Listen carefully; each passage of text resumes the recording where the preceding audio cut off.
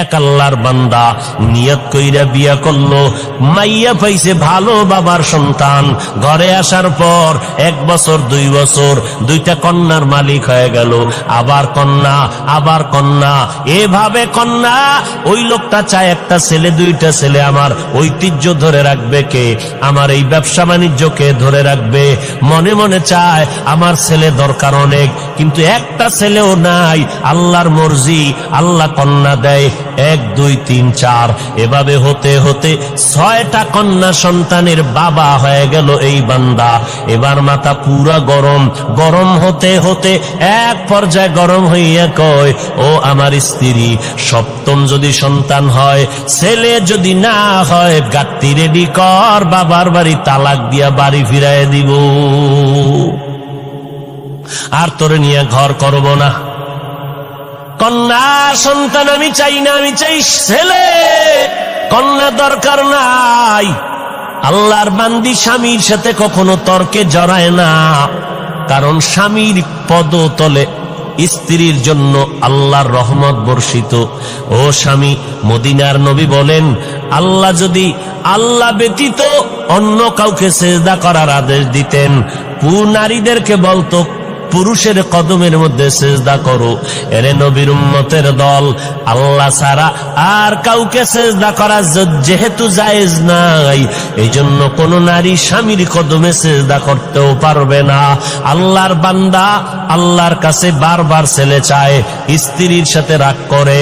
এরে নবীর উম্মত, আল্লাহর বান্দি কোনো কথা না বলিয়া 5 বেলার নামাজ পড়ে আর আল্লাহর কাছে কান্না করে, ও মালিক, মেহেরবানি করে তুমি আমার স্বামীর হেদায়েতের দরজা খুলে দাও, দিলটা নরম করে দাও, আমার ইজ্জত নষ্ট করবা না।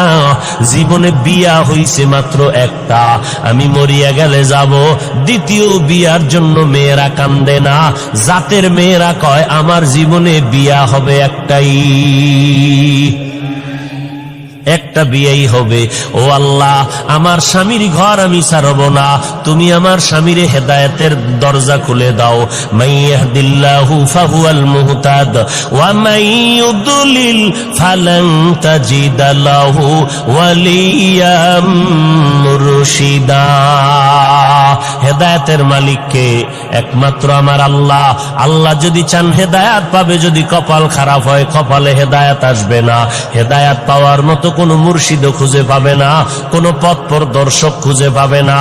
এরে নবীর উম্মতের দল, ছেলে দান করেন আমার আল্লাহ, মেয়ে দান করেন আমার আল্লাহ, দোনোটাই দেন আমার আল্লাহ, কোনটাই দেন না তাও ক্ষমতা কার।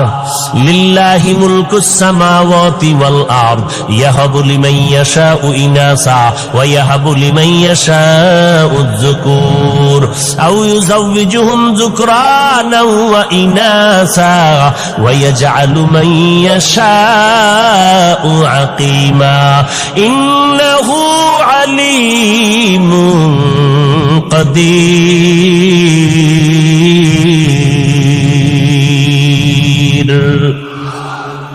ছেলে দেওয়ার মালিক। কোন ফিসাব যদি দিতে পারত, কোন তাবিজ যদি ছেলে মেয়ে দিতে পারত, তাহলে এই দেশে নিঃসন্তান কোন মা থাকতো নি। আল্লাহর বান্দার কয় কন্যা বলেন? 6টা কন্যা হয়ে গেল। রেড সিগন্যাল লাগায় দিল, 7ম সন্তান যদি ছেলে না হয় তালাকের আওয়াজ শুনায় দিলাম। আল্লাহর বান্দি স্বামীর সাথে তর্কে জড়ায় না, আল্লাহর দরবারে কান্না করে নামাজ পড়ে। আল্লাহর মর্জি, এবারও একটা সন্তান আসবে দুনিয়াতে, 7ম সন্তান। স্ত্রী ভয় পাইতেছে, এখন তো আল্ট্রাসোনোগ্রামের ব্যবস্থা নাই, কম্পিউটার নাই, ছেলে না মাইয়া কেমনে বুঝি?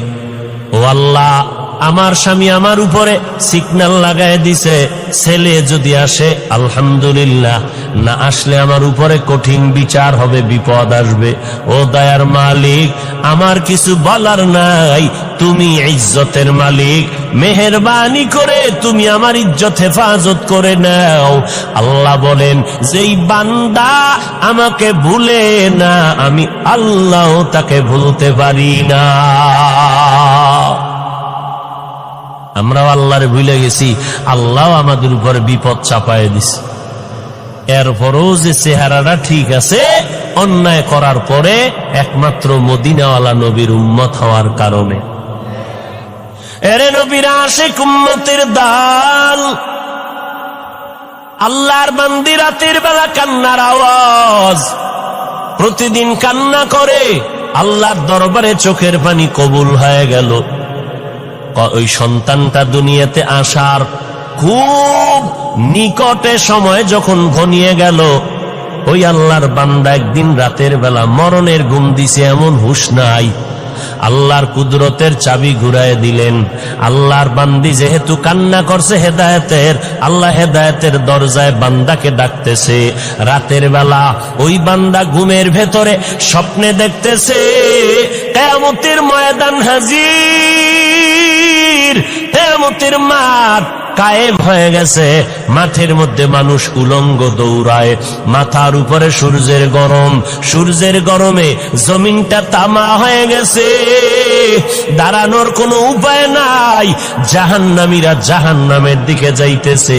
আল্লাহর বান্দা ঘুমের ঘরে স্বপ্ন দেইখা ভয়ে কান্নায় বিভোর হয়ে গেল, কান্না করে বাঁচাও বাঁচাও বাঁচাও, কান্না করে করে করে করে এক পর্যায়ে তার যখন ফয়সালা হয়ে গেল, জাহান্নামে যাও, তুমি জান্নাতের কোনো আমল করতে পারো নাই, আমার হাতের মধ্যে জাহান্নামের হ্যান্ডকাপ লাগাইয়া জাহান্নামের ফেরেশতারা যখন জাহান্নামের দিকে রওয়ানা, আমার চোখে পানি আর কান্নার আওয়াজ, জাহান্নামের দিকে রওয়ানা। যখন আমাকে হ্যান্ডকাপ লাগাইয়া জাহান্নামের ফেরেশতারা জাহান্নামের প্রথম দরওয়াজায় দাঁড়ায় গেল, ভেতরে আগুনের মধ্যে ফেলবে, আমি জান্নাত জাহান্নামের প্রথম দরজা খোলার পরে দেখি আমার জীবনের প্রথম কন্যা জাহান্নামের দরজায় দাঁড়াইয়া হাত এভাবে দিয়ে কয়, ফেরেশতারা খবরদার, আমার বাবারে জাহান্নামে নিতে দিব না, কারণ আমার বাবা আমাদের লালন পালন করতে কষ্ট কম করে নাই, আমার বাবারে জাহান্নামে নিবি না, আমাকে জাহান্নামে দাও, বাবারে জাহান্নামে নিতে দিব না। আল্লাহর বান্দা বলে, মেয়েটার কান্নার কারণে ফেরেশতারা দ্বিতীয় জাহান্নামের দরজায় চলে গেল। জাহান্নামের দ্বিতীয় দরজায় যাওয়ার পর ওখানের দরজা যখন খোলা হলো, ওখানেও তাকাইয়া দেখি আগুন, আমাকে জাহান্নামের আগুনে ফেলবে।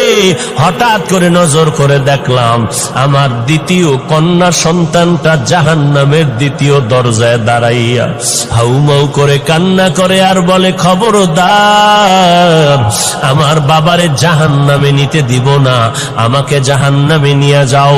আল্লাহর বান্দা বলে, ওখানেও দিতে পারলো না।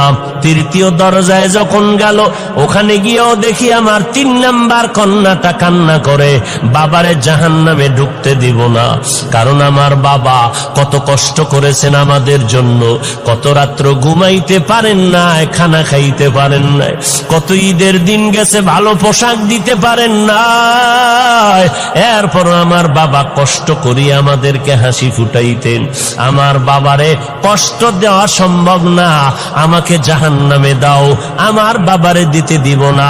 আল্লাহর বান্দা বলে, এরপরে চতুর্থ দরজায় গেল, ওখানেও দেখি আমার চতুর্থ মেয়েটা দাঁড়ানো, ওখান থেকে ফিরাইয়া পঞ্চম দরওয়াজায় গেল, ওখানেও দেখি আমার পঞ্চম সন্তান দাঁড়ানো। ষষ্ঠ দরওয়াজায় যখন নেওয়া হয়, ওখানে দেখি আমার ষষ্ঠ মেয়েটা দাঁড়ানো, মেয়েটা কান্না করে, আমার বাবারে জাহান্নামে নিতে দিব না, আমিও কাঁদতেছি, আমার কন্যা কাঁদতেছে, এই খবরগুলো হইতেছে আমার ঘুমের ভেতরে, কান্নার ভেতরে চোখের কোঠায় পানি, এমন অবস্থায় আমার ঘুম ভেঙ্গে গেল। আমি দেখতেছি সজাগ হইয়া অন্ধকার ঘর, আমার গাল বেয়ে বেয়ে চোখের পানিগুলো পড়তেছে। এবার আমি ডানে বামে তালাশ করলাম আমার বিবি, আমার বিবিরে আমি বিছানায় দেখতেছি না, আমার কান্না বন্ধ নাই, আমার শরীরটা কাঁপতেছে, ভয় কি দেখেছি, দুনিয়ার গরম সহ্য করতে পারি না, জাহান্নামের আগুন কেমনে সহ্য করব? আর আমার কান্না বন্ধ হয় না। আমি কাঁপতে কাঁপতে আমার বিবিরে তালাশ করতেছি, আমার বিবিরে পাইলাম না, বিছানায় কই গেল দেখি না।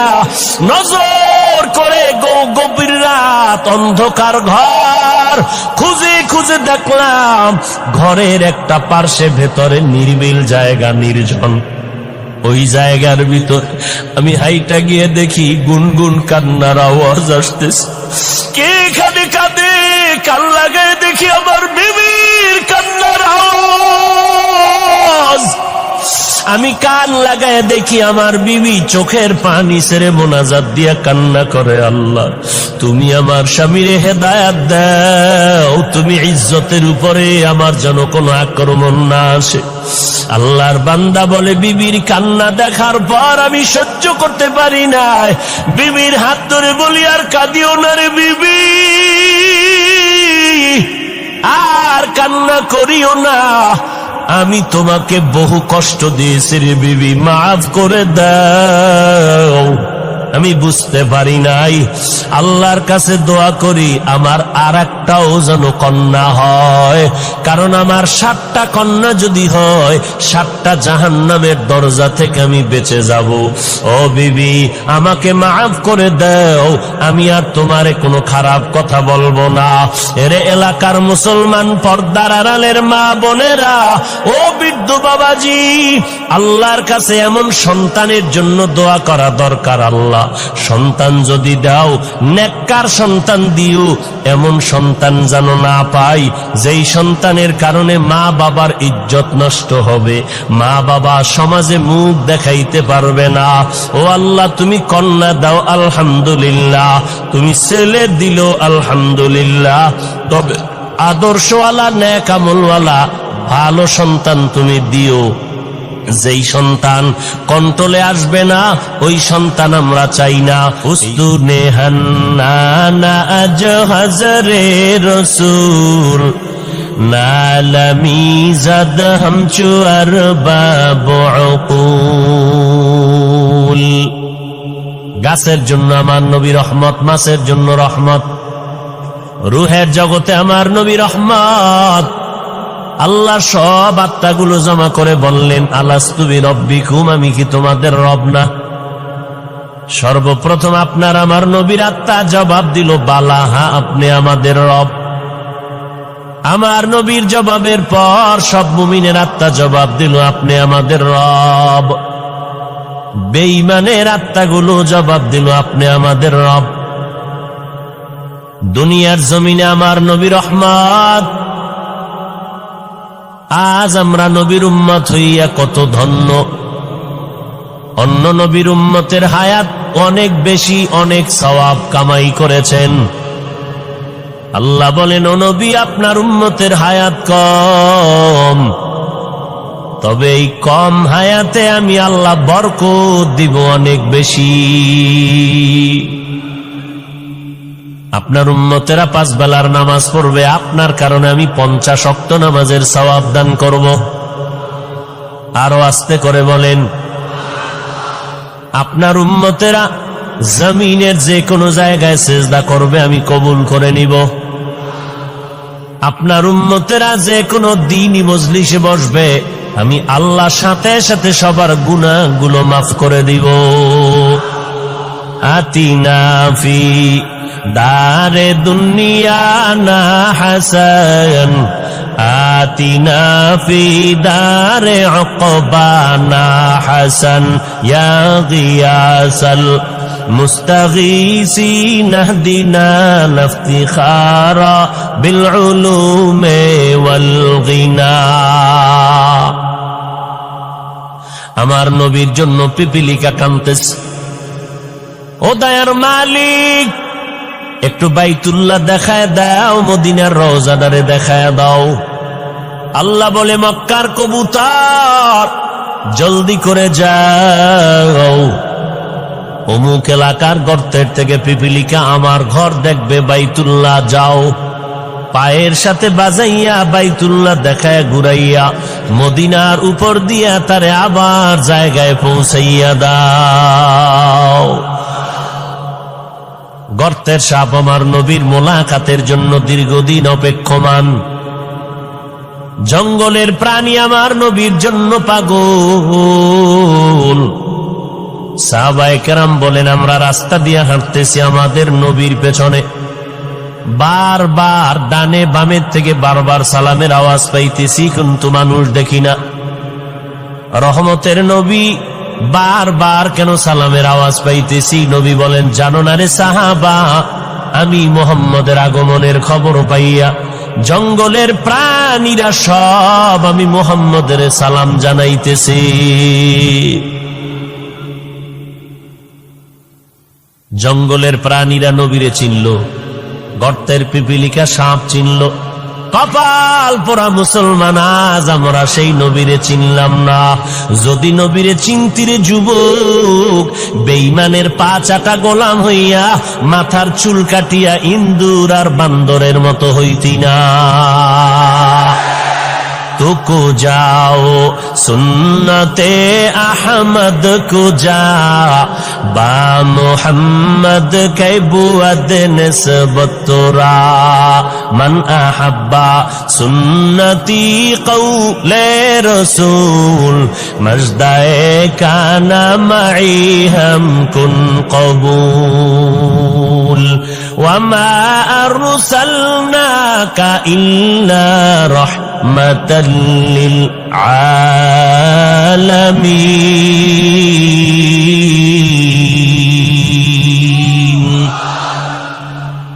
আমার নবী জগৎ সমূহের জন্য রহমত, বেঈমানের জন্য নবী রহমত, মুমিনের জন্য আমার নবী রহমত। পুরুষের জন্য যেমন রহমত, নারীদের জন্য আমার নবী রহমত। আমার নবীকে আল্লাহ বলেন, অন্য নবীর উম্মতেরা মারাত্মক অন্যায় করে করে সীমাটা লঙ্ঘন হলে আমি চেহারাটা পাল্টায় দিতাম, আপনার উম্মতের চেহারাটা পাল্টাবো না, কারণ এরা আমি আল্লাহর মোহাব্বতের নবীর উম্মত, কারণ আমি আপনারে অনেক ভালোবাসি। বলে কেমন? ঈসা নবী আমার আশেক, মুসা নবী আমি আল্লাহর আশেক, ইব্রাহিম নবী আমার আশেক, ইসমাইল নবী আমার আশেক, কিন্তু আমি আল্লাহ হলাম আপনি মুহাম্মদের আশেক। আমার আল্লাহ আমার নবীর আশেক। আমার নবী রাস্তা দিয়ে হাঁটেন, মেঘের খণ্ড ছায়া দেয়, সূর্যের গরম যেন নবীর শরীরে কষ্ট না দেয়। আমার নবীর ঘাম থেকে আম্মা জান আয়েশা বলেন মিশকের ঘ্রাণ পাওয়া যায়। আমরা নবীর ঘামগুলো বোতলের মধ্যে ভরে ভরে রেখে দিতাম, বড় বড় অনুষ্ঠানে আমরা নবীর সে ঘাম আতর হিসেবে ব্যবহার করতাম। মায়ার নবী যেখানে কদম দিতেন ওই জায়গা থেকে দীর্ঘদিন মিশকের ঘ্রাণ পাওয়া যাইত। মায়ার নবী আমার চেহারার মধ্যে এত বরকত আল্লাহ দান করেছেন, মায়ার নবীর চেহারা মোবারকের দিকে একটা নজর দিলে পেটের ক্ষুধা নিবারণ হয়ে যায়। নবী বলেন, আমি এমন একটা সময় মক্কা নগরীর মধ্যে আবির্ভূত হলাম, যেই সময় মক্কার মানুষের চরিত্র নাই, পৃথিবীর নিকৃষ্ট খারাপ, এদের জবান বড় খারাপ, এদের আখলাক আদর্শ বড় খারাপ। বাইতুল্লাহর মধ্যে 360টা মূর্তি লাগানো, নারী পুরুষ উলঙ্গ হইয়া চতুর্পার্শ্বে তাওয়াফ করে এবং যৌবনের আদান প্রদান করে, যখন তখন পশুর মতো যৌবনের চাহিদা পূরণ করে, নারীদেরকে তুচ্ছ মনে করে, সমাজ থেকে তারা তাড়ায় দেয়। বিধবা নারীর কোনো মূল্য নাই। কন্যা সন্তান যদি জন্ম নেয়, সাথে সাথে বাবা লজ্জায় মাথা গুটাইয়া নেয়, সমাজে মাথা উঁচু করে না। আবার কোনো বাবা লজ্জায় পড়িয়া বাধ্য হইয়া কন্যা সন্তানগুলো জ্যান্ত মাটির মধ্যে দাফন করে দিত। আমি নবী রহমতের বাতাস নিয়ে যখন মক্কা নগরীতে আগমন করলাম, আশা মাত্র পরিবর্তন মক্কার জমিনে শুরু হয়ে গেল। মা আমেনা বলেন, মুহাম্মদ যেদিন আমার গর্ভ থেকে জমিনের মধ্যে পদার্পণ করলো, আমি একটা বড় নূরের আলো দেখতে পেলাম। ওই আলোটায় শুধু আমার ঘর আলোকিত হয় নাই, বসরা এলাকা বিশাল বড় রাজার রাজপ্রাসাদের এলাকা, বহুদূর। ওই আলো দিয়ে দেখলাম বসরা পর্যন্ত রাজপ্রাসাদগুলো সে আলোতে দেখা যায়। আর আমার নবী বলেন, আমি যেদিন দুনিয়াতে আসছি আমি এসে সেজদার হালাতে মাওলা পাকের শুকর আদায় করছি। আমি আল্লাহর শুকর আদায় করে সেজদারত অবস্থায় যখন আসলাম, বাইতুল্লাহর ৩৬০টা মূর্তিও সেজদায় পড়ে গেল। আমি নবী যখন দুনিয়াতে আসছি রহমতের বাতাস নিয়ে, ওই পারস্যের মধ্যে প্রজ্বলিত 1000 বছরের আগুনটা ঠাস করে নিভে গেল। আমি মুহাম্মদ মায়ের গর্ভ থেকে এমন এক সময় জমিনের মধ্যে পদার্পণ করেছি, আমি নবী জমিনের মধ্যে আসা মাত্র ওই আগুন পর্যন্ত নিভে গেল। এরে নবীর উম্মতের দল, আমি নবী আসা মাত্র আমার আম্মা জান আমেনা বলতেছেন, আরে মহিলারা বাচ্চা গর্ভে নিলে কত কান্না, কত ব্যথা, কত কষ্ট। আম্মা জান বলে আমি কোনো কষ্ট পাই নাই। আল্লাহর নবী বলেন, আমি খতনাকৃত অবস্থায় জমিনের মধ্যে পদার্পণ করেছি। ও নবীর উম্মতের দল, আমার নবী রহমত হইয়া আসলেন। মক্কার মানুষগুলো যেমন একে অপরের সুন্দর দেখতে পারে না, চরিত্রের কোনো ভালাই নাই, আমি মুহাম্মদ আমার আদর্শ দিয়া 13 বছরে মক্কা নগরীর মানুষগুলো স্বর্ণের মানুষ বানায় দিলাম। এমন স্বর্ণের মানুষ আল্লাহ তাআলা ওহী নাজিল করে বললেন, ও পয়গম্বর, অমুক অমুক অমুক সাহাবার আল্লাহ দুনিয়াতে থাকা অবস্থায় জান্নাতের সার্টিফিকেট দিয়ে দিলাম। আপনারা পাইছেন নি জান্নাতের সার্টিফিকেট? বুঝা শুনে বলেন তো, ঘুমের ঘরেও পান নাই? কথা বলেন না কেন ভাই, পান নাই? আর টুকটাক যে আমল টামল করেন, ফাঁকে ফোঁকে নামাজ পড়েন, টুপি পরেন, বিড়ি টানেন, এই যে নামাজ টামাজ যাই করেন, কবুল টবুল হইছে এরকম কোন সংবাদ ঘুমের ভিতরে আসছে? কোনো গ্যারান্টি পান নাই। তা আমল কবুল হওয়ার গ্যারান্টি নাই, এতেই যদি এত মাস্তানি ভাব নিয়ে চলেন, কবুলের খবর পাইলে কি করতেন?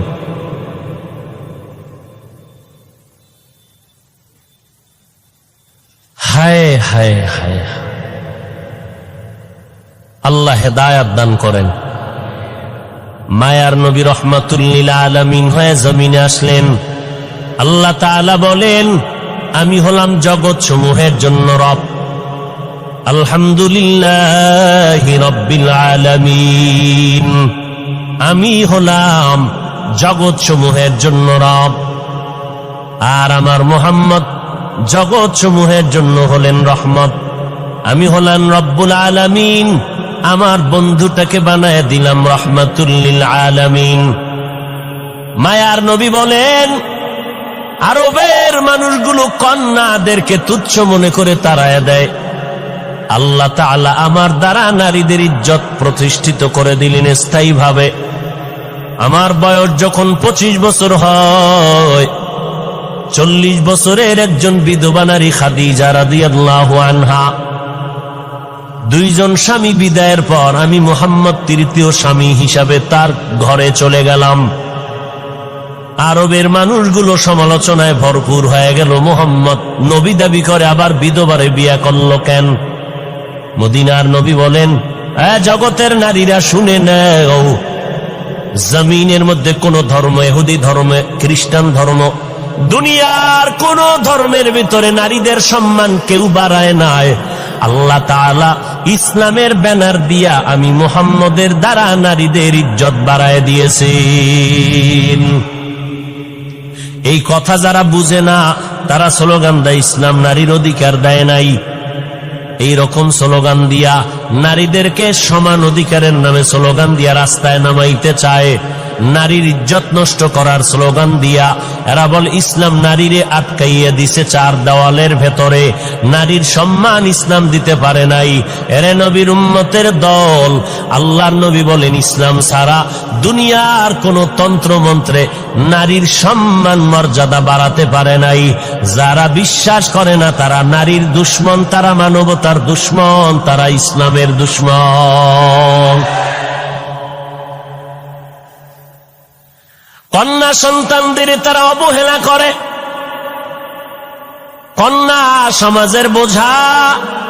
মদিনার নবী বলেন, ও দুনিয়ার মানুষ, একটা কন্যার যদি বাবা হও, তুমি অন্তরে খুশি হও, তুমি একটা জান্নাতের মালিক হয়ে গেছো।